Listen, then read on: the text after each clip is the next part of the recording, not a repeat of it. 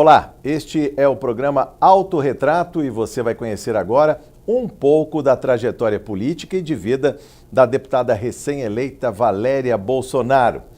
Ela que vem agregar a maior bancada a partir de 15 de março de 2019, o PSL, Partido Social Liberal, que também elegeu o presidente da República, Jair Bolsonaro.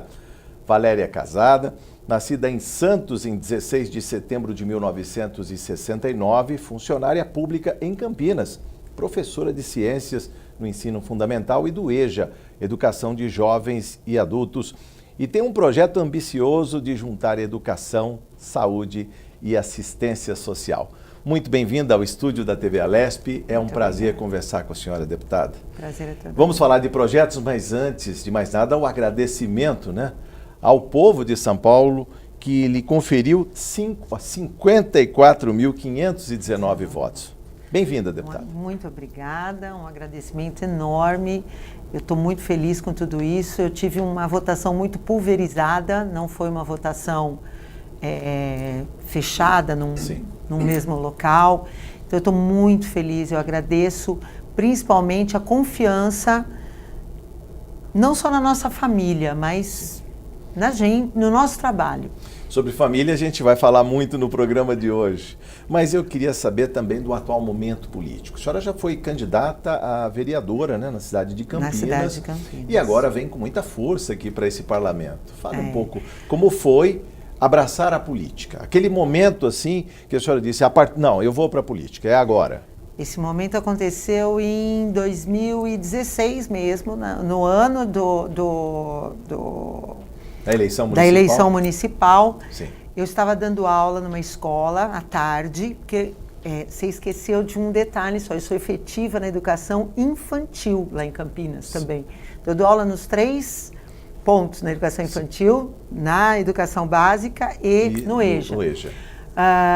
E eu estava na educação fundamental, dando aula de ciências. Sim.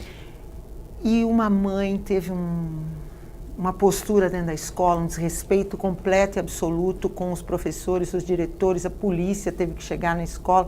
Foi uma coisa muito desagradável e uma coisa que a gente sabe que acontece. A senhora se sentiu aviltada ali? Totalmente. Dentro da sala de aula como profissional? Totalmente. Ela bateu nas portas, as crianças começaram a sair. Olha, foi uma coisa absurda.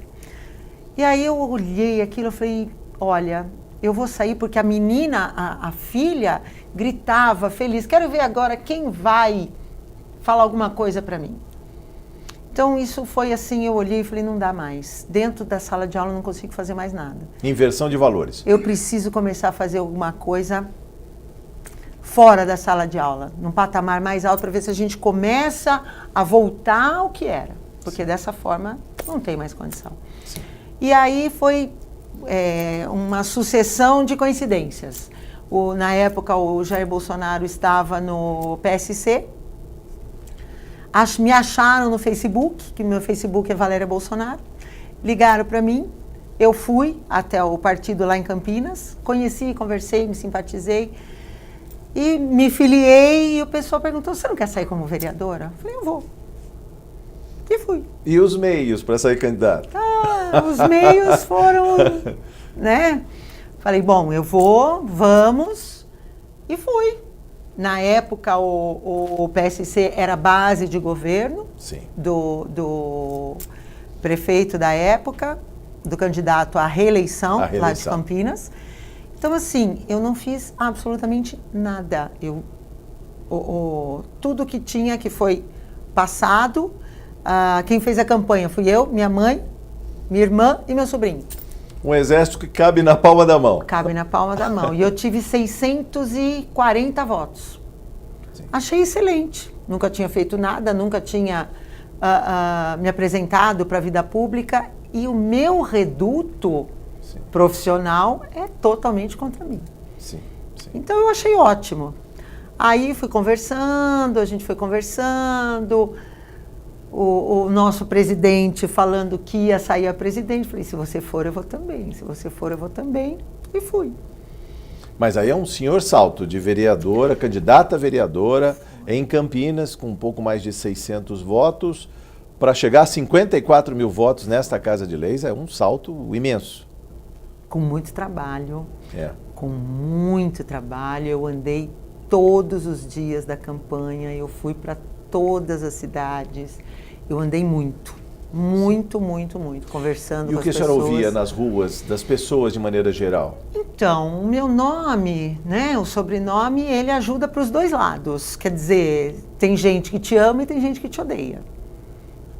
Mas o que eu mais senti, o que eu mais vi foi pessoas que pediam uma ajuda e tinha um crédito, depositavam na família um crédito muito grande. Sim.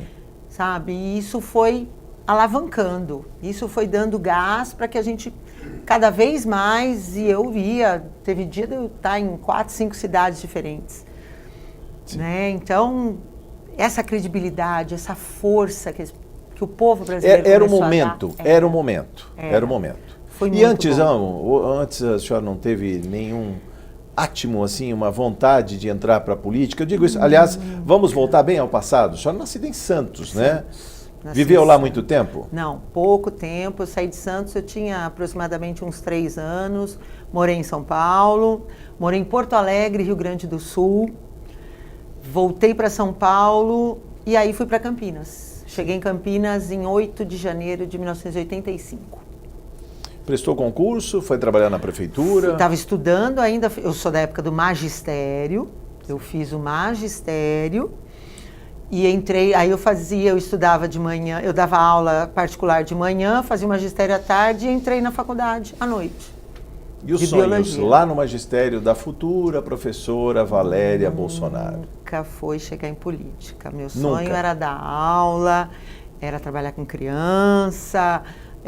Mas a gente não faz política, deputada, então, no dia a dia. Exatamente, mas sem essa consciência. Sim, a senhora já estava plantando ali a semente da política. Sempre fui muito... Bom, eu ganhei um apelido de Bolsonaro de saia. Bolsonaro de saia. Porque eu sempre fui muito... Sempre lutei muito pelo que é certo, pelo que é verdadeiro, pelas nossas crianças, por nós, professores. E com isso eu fui brigando muito, né? Os seus estudos, suas especializações, como foi a dedicação ao longo desse tempo? Eu fui uma aluna muito dedicada. Sim. E foi por isso que eu conheci meu marido, né? E estou casada com ele até hoje. Eu sempre fui uma aluna de muito 10, de estudar, de me envolver. E quando eu cheguei na faculdade, eu fiquei pela primeira vez na minha vida, eu fiquei de exame de matemática. E aí eu estava chorando e meu marido passou. Futuro marido aí na época, né? Aliás, eu tenho que falar, né? Valéria Miller Ramos Bolsonaro do marido. Exatamente. Aliás, um casamento de 30 anos. Lá se vão. 30 anos, hein? Lá se vão. Ninguém imaginava que 30 anos depois, um Bolsonaro se tornaria presidente da República com mais de 57 milhões de votos. Vou contar aqui, 57.797.847 votos para Jair Messias Bolsonaro, que é primo, né, do seu marido. Primo do meu marido. Sim. Agora, conte pra gente também, ao longo do tempo, da educação, que a senhora foi percebendo que mudou nesse tempo. Nossa. Daquela Valéria Bolsonaro que sonhava com a profissão, com a dignidade. E quando começou a estudar, o professor tinha um status na cidade.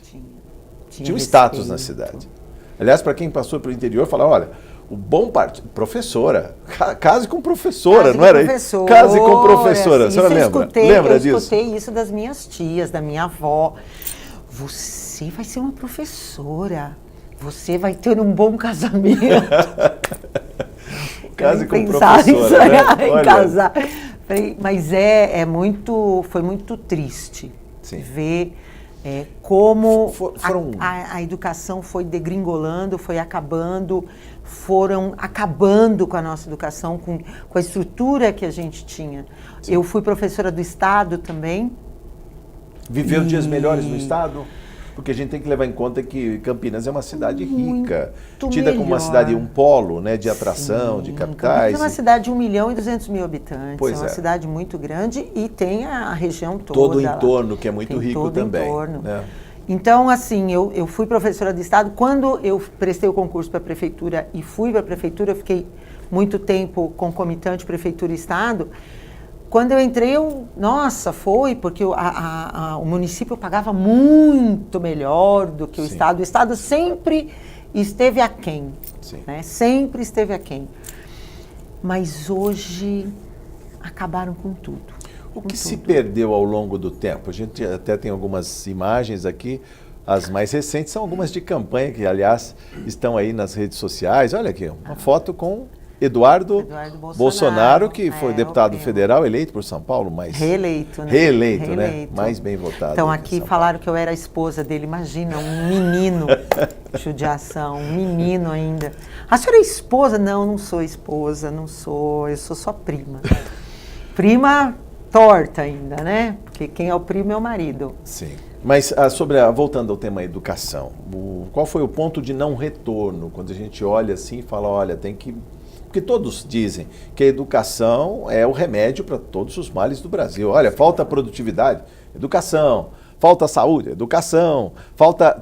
Tudo parece que converge para a educação. É uma das Temos mais uma que foto aqui agora com o Jair, o presidente eleito. Foi lá no gabinete. Eu falo que nós precisamos cuidar muito da economia, precisamos cuidar muito da saúde, de tudo. Nosso país está numa situação muito difícil. Mas se a gente não cuidar da educação, não vai resolver absolutamente nada. Mas a educação não é um projeto de longo prazo? Ou a gente não tem mais paciência de esperar? Porque isso já se falava nos anos 70, 80, 90. A gente viu países que estavam no mesmo patamar que o Brasil, eu digo aqui a Coreia do Sul, e de repente o que virou a Coreia do Sul? Com seus carrões, com seus celulares, hoje o Brasil... Investiram. Pois é, em educação. Está aqui uma foto também, olha. Isso essa foi agora no segundo turno, lá na Paulista. Essa na Avenida Paulista. Paulista cheia, muito verde e amarelo. Foi muito bonito. Foi muito bonito. Isso. Olha. Mas falando da educação, a senhora que é uma batalhadora da educação e que vai batalhar pela educação nessa Casa de Leis. É uma bandeira que eu vou carregar sempre. A educação, para mim, é a base de tudo. É um projeto a longo prazo, mas nós temos como, a curto prazo, dar início a coisas mais concretas, que vão começar a ajudar e não precisar esperar tanto. A senhora também deve ser muito cobrada pela própria categoria, dos profissionais que estão ligados à educação, professores. Como é a sua relação com esses profissionais? Já foi mais fácil. Já foi mais fácil? Quando a senhora disse, olha... pôs a cabeça para fora assim, falou, eu sou candidata, pronto, começou uma guerra ali. O problema não foi quando eu coloquei a cabeça para fora e falei, sou uma candidata. O problema foi quando eu coloquei a cabeça para fora e falei, sou Bolsonaro. Aí... Foi muito sério. Tive amigos que deram aula comigo por mais de 20 anos que não falam comigo. Simplesmente não conversam, não falam, não tem diálogo, não tem diálogo. Entendeu? Ela é Bolsonaro, como se isso fosse uma coisa... Mas os tempos não são outros, deputado? Dentro do magistério? Ou seja, quando se pressupõe democracia, não é conciliação? Depende do ponto de vista. Do nosso Do nosso, haja visto que passou o nosso presidente. Bom. Aquilo foi democracia? Pois é. O incidente, né? Então, nós temos... E a categoria do professorado é muito complexa. Eu não consegui entender. A única coisa que me consola e que eu vi de um psicólogo, ele falando que o professor, ele tem uma tendência ao socialismo por ele ser cuidador também. Sim. Então, a parte de igualdade para ele, o cuidado tem que ser igual. É a única coisa que me consola, porque eu, como professora, não consigo entender o que anima o professorado. Porque vai continuar? Como é que faz? Vai deixar do jeito que está? Bom, os professores, uma categoria que aqui no estado de São Paulo são 200 mil professores ligados ao ensino oficial público do Estado, né? Tiveram um reajuste, ficaram muito tempo sem reajuste, a senhora lembra disso? Tiveram o último reajuste, 7%, um professor do Estado, básico, R$ 2.415,89, subiu para R$ 2.585, com um salário desse também fica difícil, né? Fala para mim. Eu dou aula de manhã na educação infantil, dou aula à tarde de ciência, porque eu também sou bióloga, então eu dou aula à tarde, do 6º ao 9º ano de ciência, e dou aula à noite no EJA. Sim. Para jovens e adultos, porque eu tenho uma filha na universidade e tenho a outra filha no ensino médio. Sim. Sou eu e meu marido. E qual é a grande dificuldade? Já visto que o orçamento da educação aqui em São Paulo são 30 bilhões, é o maior orçamento que tem. Depois vem o Complexo de Segurança Pública, 20 bilhões para a Secretaria de Segurança Pública, outros 4 bilhões para a administração penitenciária, para cuidar de preso, 4 bilhões. A gente não pode falar. E saúde, 22 bilhões. Pode falar sim, a senhora pode falar, deputada, por quê? Pode falar. Aliás, o deputado parla. Ele pode não ter a verba, mas vai ter um verbo. Então, é o que eu sempre falei, dinheiro tem. O que acontece, que a gente percebe, é o direcionamento, que é totalmente... tem situações que a gente presencia dentro da escola, sim, que são absurdas. Eu já presenciei falta de dinheiro para brinquedos, no caso da educação infantil, sim, falta dinheiro para colocar um professor de música na educação infantil, que na minha concepção é primordial, mas não falta dinheiro para comprar algumas coisas que não são de absolutamente nenhum tipo de uso dentro de uma escola de educação infantil ou dentro de uma escola. Sim.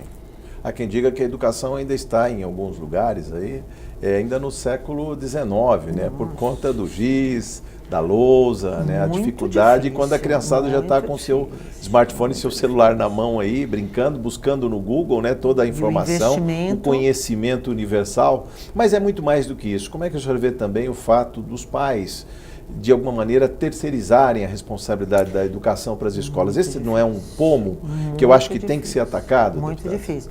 Por isso que eu falo que a gente tem, a educação, ela tem o tripé, sim, que é a educação, a saúde e a assistência social.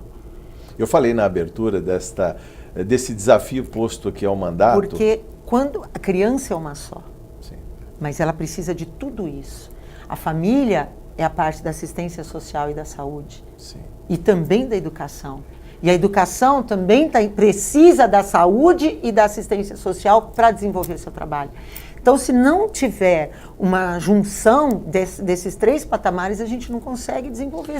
Acaba até esterilizando a educação, porque aí vai ter a desistência lá na frente, a falta de aptidão, o atraso, né? As crianças vão ficando atrasadas. Você tem que direcionar a criança que tem um problema, que a gente consegue detectar um problema, sim, já pequeno. Se a gente tiver como direcionar a criança para assistência social, para a saúde, todo esse direcionamento sendo usado para atender a criança, você diminui muito as dificuldades, principalmente da alfabetização, que é o grande gargalo que nós temos na educação. Sim. É a alfabetização. A partir da alfabetização, se a criança teve uma boa alfabetização, o desempenho escolar dela vai. Se a criança não teve uma boa alfabetização, ela vai ficar fragmentada a vida inteira. Sim. Então, você precisa fazer isso. E esses pontos, como música, psicomotricidade, são pontos essenciais dentro da escola infantil. Isso está sendo perdido ao longo do tempo? Está, porque não tem interdisciplinariedade, muitas coisas envolvidas, e esquece de ensinar o básico, o português e a matemática, pronto, que ele vai ter que usar para o resto da vida. E quando você negligencia isso, quando você não põe isso para uma criança, qualquer médico, qualquer neuro, sim, sabe que o maior desenvolvimento neural da criança, sinapses, tudo isso acontece do 0 até os 6, 7 anos. Esse é o maior, é a explosão mais que a infância e tem que ser bem aproveitada. É aí que a criança vai aprender, vai movimentar, vai entender, vai compreender. É você movimentando tudo isso. Mas se ela não tiver uma alimentação, se ela não tiver proteína, deputada, se ela não tiver proteína... Falta saúde, falta assistência social e falta educação. Sim. Entendeu? Então, se a criança não tiver tudo isso, ela não faz nada. Ela não vai ter, ela não vai conseguir desenvolver. Ela deixa de fazer sinapses que depois nunca mais serão feitas ao longo da vida inteira, se ela não fizer isso nessa fase. Sim. É um desperdício, então a gente pode falar de gerações. Nossa, de gerações. Muitas. A senhora percebe no EJA. Muito. Percebe no EJA, está ali na linha de frente. No EJA e no próprio Educação, no Fundamental 2. No Fundamental 2. Que a gente pega crianças com 12, 13 anos que não sabem escrever. Sim. É por isso que a senhora batalha, é por isso que a senhora luta, e agora com todas as armas, inclusive com a tribuna dessa casa. Nem me fale, estou animadíssima. Está animadíssima. Foi uma campanha muito difícil, a gente está mostrando aqui fotos de campanha, estamos falando de educação, de projetos futuros, mas foi uma campanha difícil, né? Foi uma campanha diferente, atípica. Foi uma campanha muito bonita, muito empolgante. E trazia muita energia. Para cada lugar que você via o povo falando sobre o Bolsonaro, chamando e pedindo a mudança, isso trazia uma emoção muito forte e uma vontade de cada vez mais trabalhar para isso, e tudo foi muito legal. O Brasil é um país, é uma república federativa. O que a senhora espera de interlocução do governo federal com o governo de São Paulo, que, por sinal, o governador eleito também já fez as suas primeiras escolhas aí para o secretariado, inclusive um secretário de Cultura, o secretário de Educação, o secretário de Governo, a Casa Civil. Eu queria que a senhora falasse um pouco sobre isso, se é possível essa interlocução, porque para a educação é preciso recurso, e recurso permanente, seja do município, seja dos estados, seja do governo federal. Eu acho que essa ligação, né, que o próprio Bolsonaro falou, tudo agora, o que ele mais preza é a descentralização. Sim. Então vamos começar a ver os problemas que estão ali, no micro, para a gente poder passar e aí chegar a ajuda que precisa. Sim. Então, assim, a minha posição é muito confortável, eu acho. Sabe? Porque eu tenho essa proximidade, vou poder contar com essa ligação direta e isso vai me fazer, vai me abrir muitas portas com os meus colegas aqui na Alesp. Sim. A nossa bancada que vai ter, que tem maior bancada, hein? 15 deputados aqui. E tem uma proximidade com a bancada federal e com o nosso presidente. Então, eu acho que como nós alinhar a estamos propósito? Que a gente tem que lembrar que, por exemplo, em 2019 ainda vai ser realizado o orçamento que vai ser aprovado esse ano. Ainda temos o PPA, o Plano Plurianual, que vai até 2019, ele vai ser apresentado ano que vem, um novo. É importante falar da dificuldade, porque quando o país está crescendo, deputada, quando entra recurso, quando os cofres públicos arrecadam impostos, parece que tudo fica mais fácil. Mas o Brasil está patinando numa crise aí há pelo menos 3 anos. A economia anda de lado. É muito difícil, né? Mas só o anúncio dele chega na presidência. Alguns indicadores mostraram aí. A Bolsa de Valores crescendo, atingindo picos, o dólar estabilizando, caindo, né? Algumas empresas que já declararam a sua vontade de investimentos e já começaram... Melhora o ânimos, né? Exatamente. E isso faz com que a gente comece a trabalhar, entendeu? As propostas, todo mundo discutindo propostas, conversando.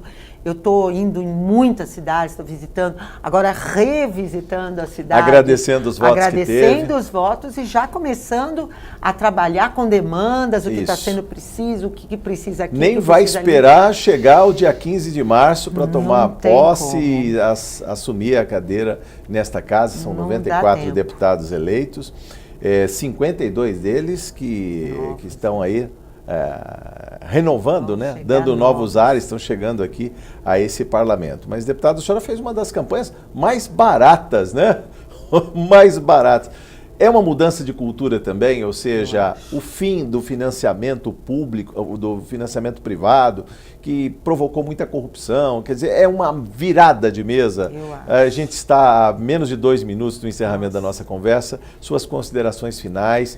Eu quero que a senhora também diga para todos os paulistas, não só os seus eleitores, é claro, né, que a deputada é de todo o estado de São Paulo, o seu agradecimento, o seu vigor, a sua disciplina, inclusive, em fazer mudar as coisas no estado e no país? Eu tenho muito a agradecer, eu estou muito feliz. Eu acho que isso que nós fizemos, essa campanha foi uma história. Ela vai fazer parte dos livros de história. Meus netos, com certeza, vão falar sobre isso, vão ter esse conhecimento. E você poder estar presente nessa mudança, nesse divisor de águas, é uma coisa muito importante.